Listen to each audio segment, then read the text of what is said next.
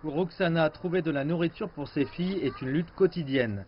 Il est révolu le temps où les filles avaient un repas nutritif à l'école et le gouvernement dirigeait des refuges pour enfants. En raison de la pandémie, toutes ces institutions sont fermées. Parfois, elle se prive de nourriture pour ses petites, ce qui aggrave encore plus la situation. Elle a perdu son emploi comme aide domestique. Je suis confrontée à beaucoup de difficultés. Je n'ai pas de travail et c'est difficile de payer un loyer. Quand les écoles étaient ouvertes, je laissais mes enfants là-bas et j'allais travailler.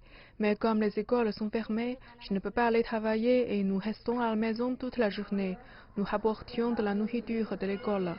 En l'absence de soutien institutionnel, les familles urbaines pauvres, comme celle de Roxana, dépendent d'organisations caritatives pour nourrir leurs enfants. Selon les experts, la sous-alimentation sera un énorme défi en raison de l'impact socio-économique de la pandémie de Covid-19. En fait, le rapport de l'UNICEF fait une projection selon laquelle 300 000 enfants mourront de sous-alimentation au cours de la prochaine année et c'est assez effrayant pour nous. Nous devons y répondre immédiatement. Cela s'est accompagné d'une hausse du chômage, un double coup dur pour la nation. Ravinder Debral travaillait dans une unité de couture, mais a perdu son emploi pendant le confinement du mois de mars.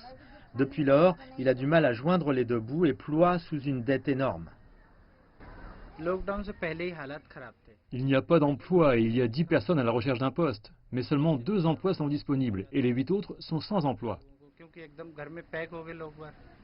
90% des Indiens travaillent dans l'économie informelle et ils ont subi des pertes de revenus et des mises à pied en raison de la pandémie.